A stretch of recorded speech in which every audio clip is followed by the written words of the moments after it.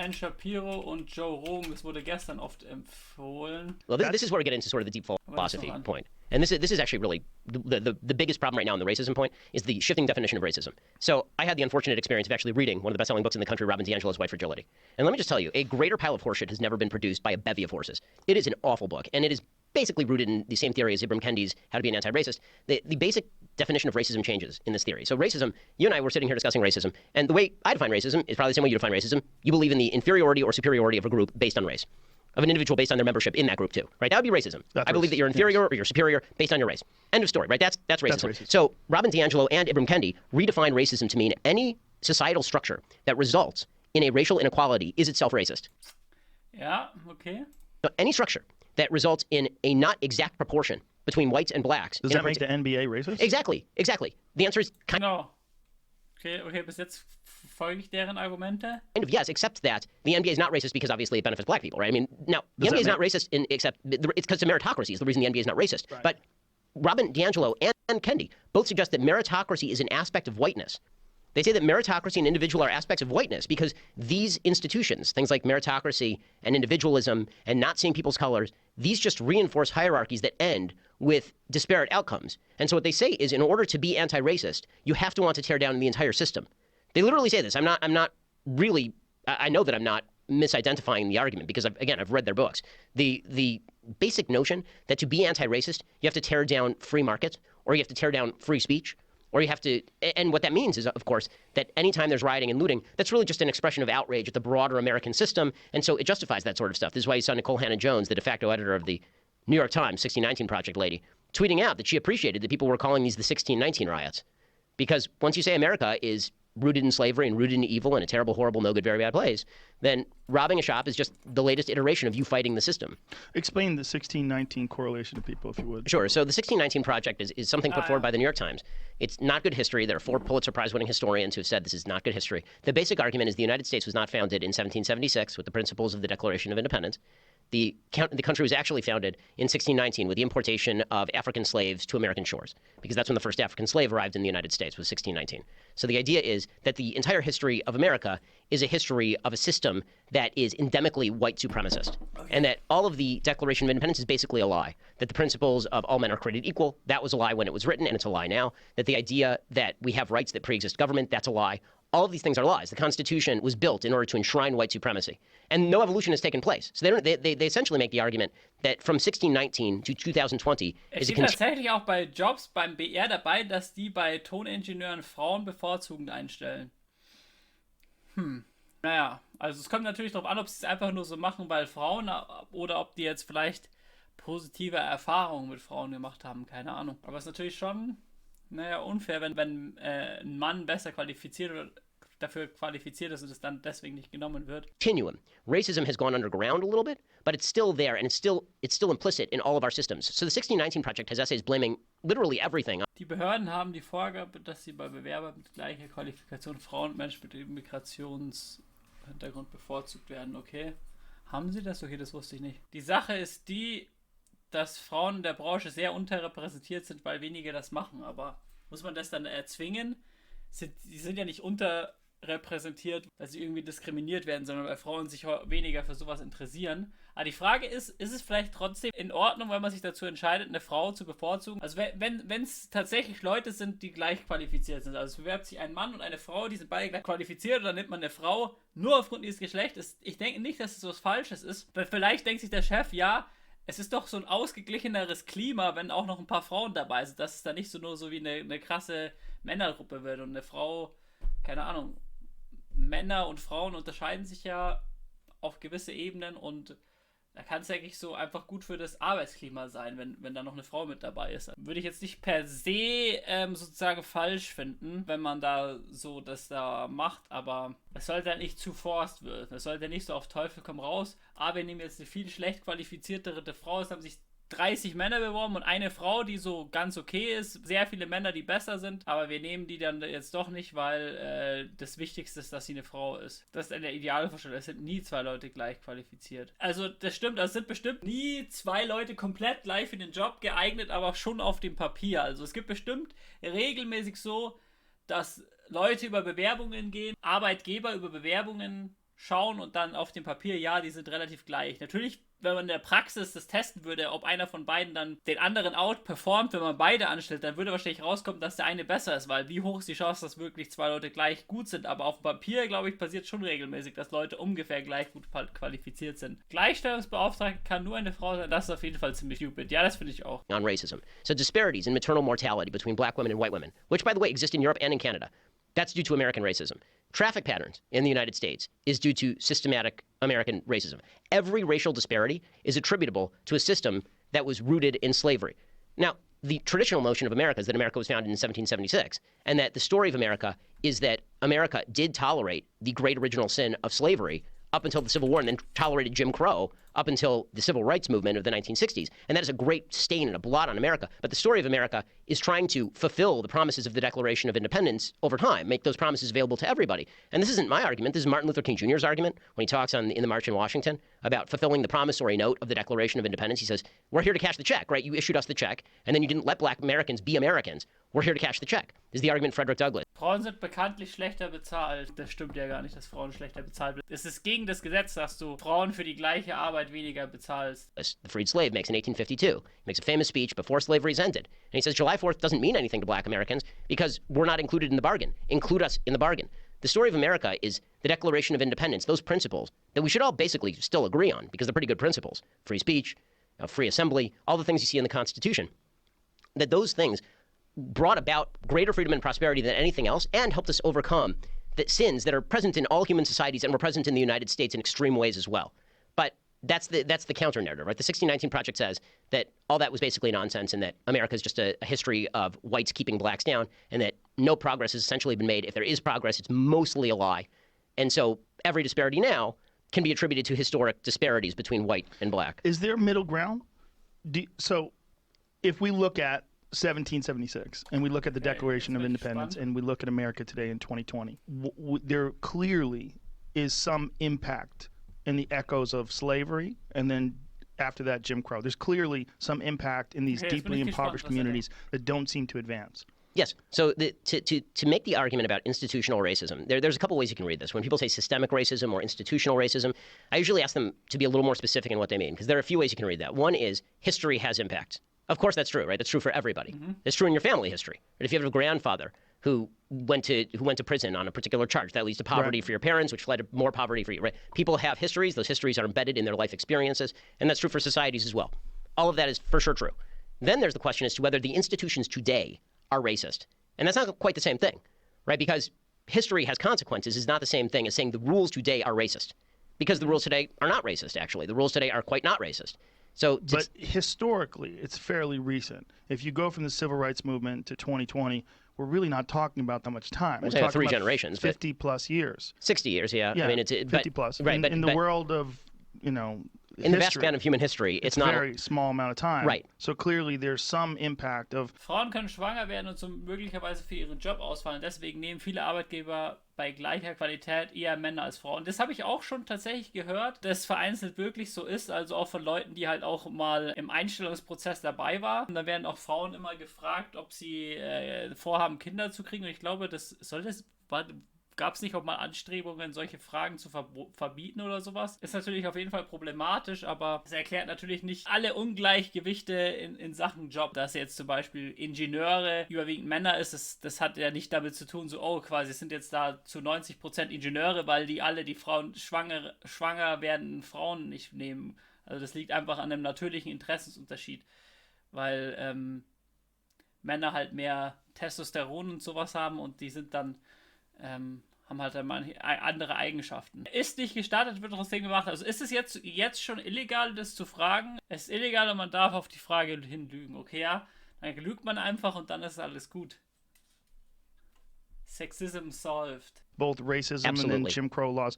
So that's where I'm saying there's a middle ground. Yeah, and it is important for people on my side of the aisle, conservatives, to acknowledge and recognize the importance of history in people's living situations now. And it's important for people on the other side of the aisle to, at the same time, not attribute every single thing to history. Because people who are born... Das finde ich immer das Kritische, dass so quasi alle Dinger, wo es heute jetzt den Schwarzen nicht gut geht, so ist alles begründet auf Rassismus.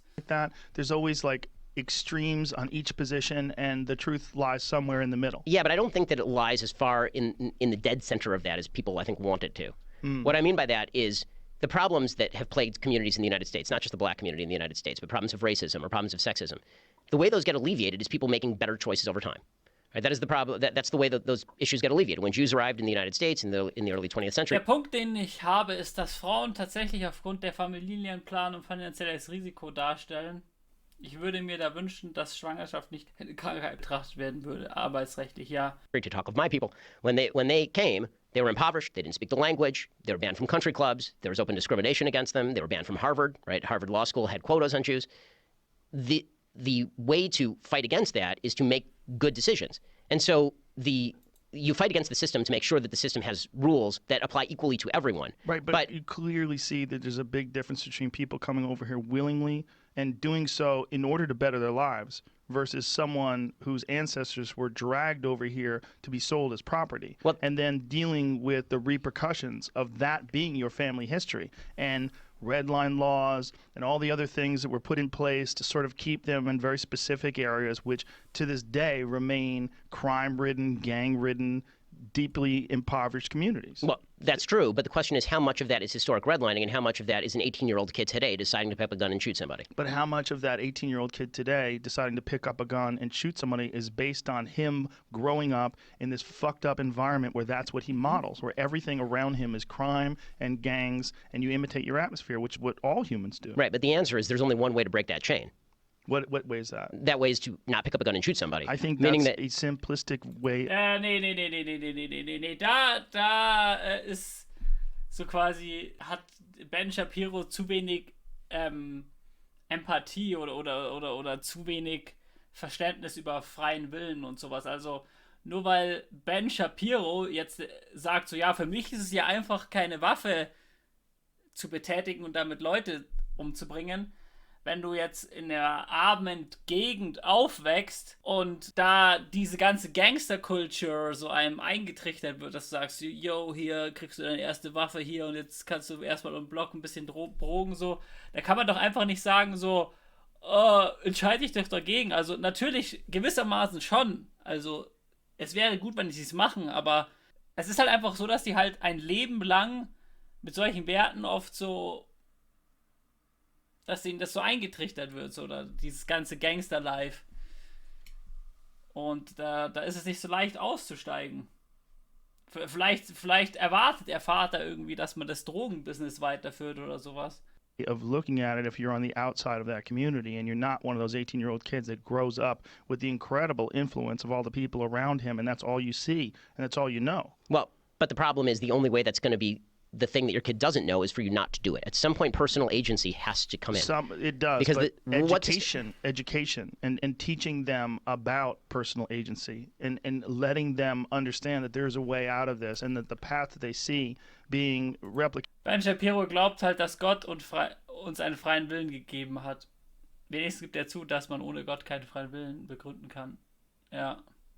Over and over again by these people that wind up dying young, that wind up going to jail, that there are other options. There's a lot of kids that never get that other information. Or if they get it, they get little blips of it, but the vast majority of the information, the vast majority of the influence they get is terrible. Well, I totally agree with this. And this is why I think the worst thing that you can say to a kid is you're born behind the 8 ball and no matter what you do, you're not going to succeed. Yes, right? That's literally the worst thing you can say to a kid. What you should be saying is, look at how your grandfather was born behind the 8 ball and look how hard he had to work in order to get ahead. And look at all the opportunities. That's true, though. But if your grandfather wasn't ahead, didn't get ahead, if your grandfather was in and out of jail, if your father was in and out of jail, everyone around you is like that, if there's literally no influence that's positive in your life, the idea of saying to a kid like that, hey, don't pick up a gun and shoot somebody, that's way too simplistic a version of their future. Da muss ich Joe Rogan absolut recht geben.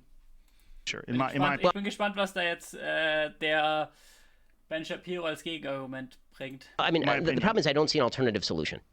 When you're talking about solutions, I think the solution is there has to be some sort of large-scale intervention in these communities to do something about what has already been set in motion and the momentum that keeps continuing decade after decade. I don't know what could be done. Well, that's the problem, is that I think that a lot of the solutions that have been proposed have already been tried. Meaning Like that, what? for example, LBJ thought that the way to alleviate a lot of these inequalities was the war on poverty.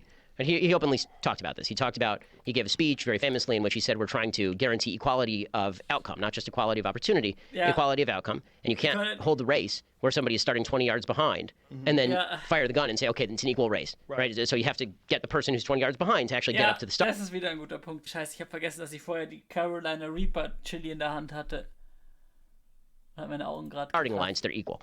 And so the idea was we're going to fight this war on poverty and alleviate poverty largely through transfer payments and through the government taking a forcible step in favor of alleviating people's lives. We've now spent $22 trillion in the war on poverty, and we have about the same number of black Americans living under the poverty line as were living under the poverty line by the late 70s. The real issues that are creating intergenerational poverty, everyone knows this, but it remains true. The number one predictor of intergenerational poverty in the United States remains single motherhood. The single motherhood rate in the black community was 20% in 1960. It is upward of 70% today. That's not unique to the black community, by the way. It's true in the white community as well. 5% of white kids were born out of wedlock in 1960. Today, it's upward of 40%. That is not – something has happened, and it is not a matter of increased racism. That's not happening because of increased racism, right? That is happening because there's been a cultural change that does not place tremendous emphasis for black or white or for anybody on personal responsibility and personal agency. There needs to be a mindset change. We do this, by the way, in all other areas of American life except for the most important decisions. In the area of sports, nobody does this routine. This is a point Shelby Steele makes. In the area of sports, if a kid does not have a good jump shot, nobody says to him, you know what, you don't have a good jump shot because your father didn't have a good jump shot, his grandfather didn't have a good jump shot, and the game is biased against you. We say, okay, if you das ist auch ein guter Vergleich. want to be on the team, you're going to have to learn to shoot a jump shot, right?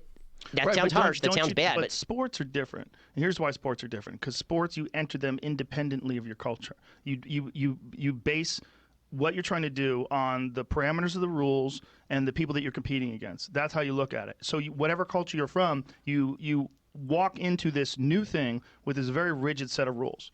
Like, I don't think white people or Jews or Asians have a monopoly on valuing education or a monopoly on hard work or punctuality or anything. I think that black people have exactly the same capacity as any people of any other race to do all of these things, and those are the preconditions for success. So you either meet them or you don't. I mean, that's true for everybody. But for success. But don't you think that a lot of that is predicated on the environment that you develop in and the people that you're around and the lives that you imitate and the influences that you have around you? Someone has to do something to influence those kids in a different way. Look, I was very fortunate when I was young that I discovered martial arts, and it kept me from being what I could have potentially been a bad kid. It gave me something to focus on. And I didn't grow up in a bad environment, but it wasn't the best. There's a lot of people out there that grow up in horrific environments and they never have that thing. They never have something. They don't have a father around, or they don't have a mother around, or whatever bad influences they have are overwhelming, and they don't. It's very difficult for someone to just, air quotes, get their shit together. It's very difficult. Ja, ich finde, das spielt auf dem gleichen Level, einfach sozusagen jemanden, der depressiv ist, so, hey, hör mal auf, so traurig zu sein. Ich finde, der gute Ben Shapiro macht sich da einfach ein bisschen zu einfach. Sure. That's why, to this day, there's so many books about losing weight. Don't you think everybody wants to lose weight that's fat? They do. Everybody who's fat wants to... abnehmen, das ist genau das Gleiche. So, ist doch so leicht, wenn du dick bist, einfach abnehmen. Wieso nimmst du dich einfach ab? So, das ist einfach... Man kann sich halt eben nicht in die Situation des anderen hineinversetzen und wissen, welche Faktoren dazu geführt haben, dass es so geendet ist. Da ist der Shapiro hier ein bisschen auf dem Holzweg, würde ich mal sagen. To be thin. They do. But it's fucking hard. For sure. And that's nothing in comparison to changing your whole life. But you would say about somebody losing weight. Das ist auch ein guter Vergleich. Wenn du obdachlos bist, just buy a house, you idiot. You know what's not useful here is lamenting how bad your family has had it with regard to losing weight. Like, at a certain point, if you want to lose the weight, you got to figure out a way to lose the weight. That's true, now, but this is based on the information that I have. I have this vast scope of information that I've been able to absorb.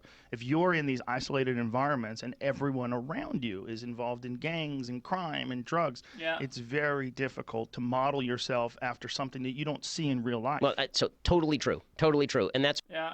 Okay, da hat er sogar zugestimmt. That's why, again, more information needs to get into areas I agree with a lot of the opportunities that need to be provided by education. Getting people to be educated outside their local public school would be a good change. I mean, being able to like move outside your crap local public school and go somewhere else would be good. The best influences for kids that grow up in these environments seem to be people that have gotten out and then come back and talk to them. Right. And tell them how to do it. But none of this has to do. But to go back to the original conversation, none of this has to do with telling kids that you live in an evil country that's seeking to keep you down.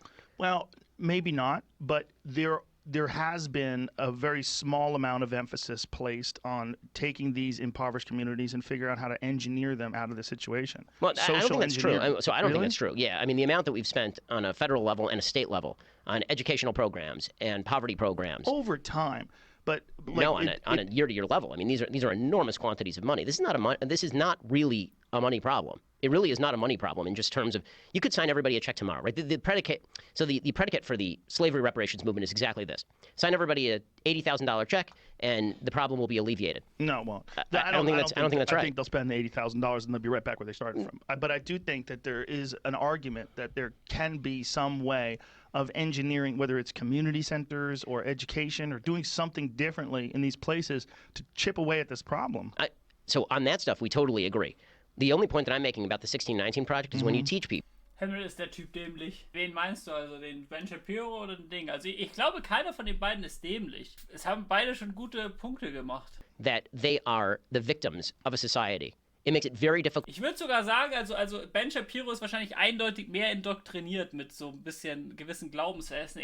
Vieles kann er faktisch begründen, weil er nicht mit allem Unrecht hat, aber halt so die ganzen Aussagen von wegen, ja, nimm einfach keine Waffe in die Hand, das ist einfach irgendwie so eine Art sehr religiöse Weltsicht einfach so. Gold for them to succeed. The story of Black America should be a story of unbelievably brave people triumphing over systems that sucked. Right? I mean, that is the story of Black America. Most Black Americans do not live under the poverty line in the United States. There's a huge Black middle class. Okay, there's a Black upper class too. Yes, there is. Let's simplify this if we can. Sure. If Ben Shapiro is the king of the world, how do you fix Baltimore? How do you fix Detroit? Okay, how do you fix south side of Chicago? Okay, so here's the unpopular view, but it happens to be... Oh, jetzt bin ich gespannt, was ist... Empirically correct. The first thing you have to do is you have to load the place with police. You got to load the place with police because you have to stop.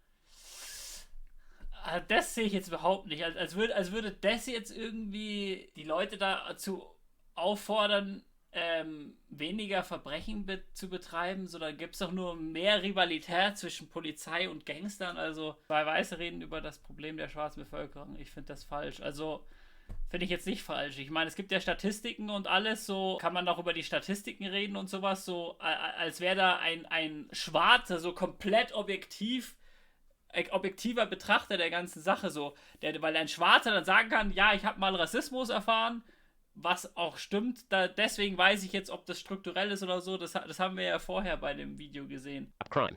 Once you stop crime, then businesses are happy to invest in those areas. You're not going to get businesses to invest in those areas and provide jobs unless the crime is gone.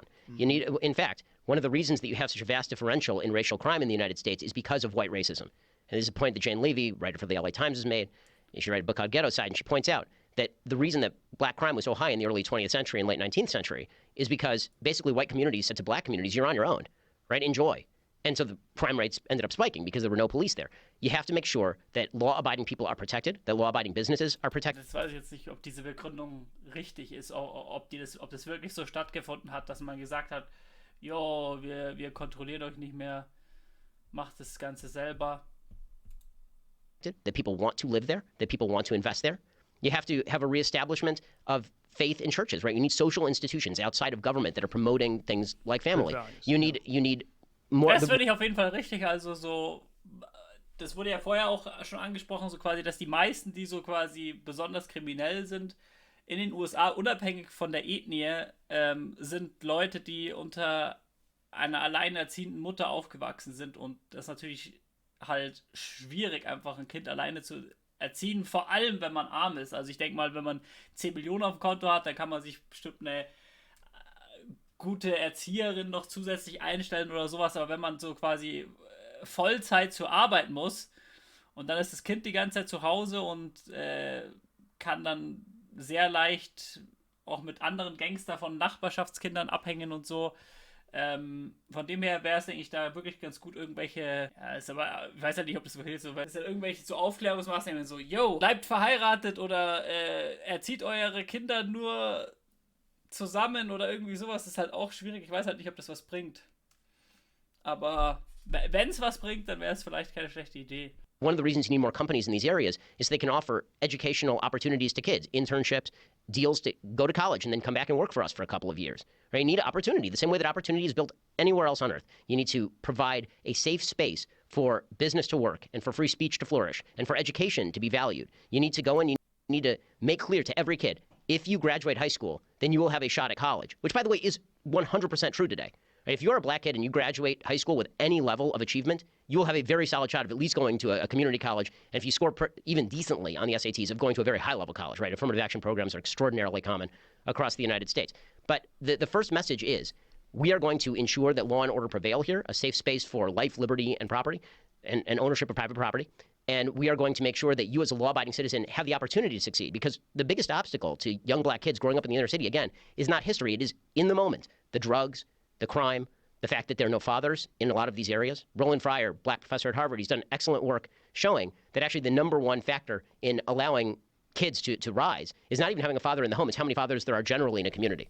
So you can have a single mom, but if there are a lot of other male father figures around, that helps fill in the gap, right? These are practical things. Giving kids the ability to pick the school they go to, so they don't have to go to the local crappy public school if it's a local crappy public school. Ja, das ist auch auf jeden Fall ein guter Punkt, ja, weil es ja in Amerika so ist, dass die Schulen immer von ihrer Umgebung finanziert werden. Und das heißt, wenn du in einer schwarzen, armen Gegend wohnst, dann musst du halt in eine möglichst schlechte Schule gehen, wo halt nicht so viel Finanzierung hat. Und wenn man sich das freier aussuchen könnte, wäre es auf jeden Fall eine gute Sache. Would be a solution here. But this all starts with the notion that it is not racist in the slightest to suggest that law and order have to prevail and that law-abiding people should be protected in their exercise of their rights. I think you're 100% right on that, and I think although that might be an unpopular opinion, I agree with you. War auf jeden Fall eine spannende Diskussion, also beide haben gute Punkte genannt. Also bei Joe Rogan gab es jetzt nicht explizit was, wo ich disagreeen würde. Halt bei Shapiro gab es ein paar Sachen, wo er sich so ein bisschen zu einfach gemacht hat, im Sinne von, hört auf, so ein Loser zu sein und such dir einen gescheiten Job und geh aus der Gangster-Szene raus.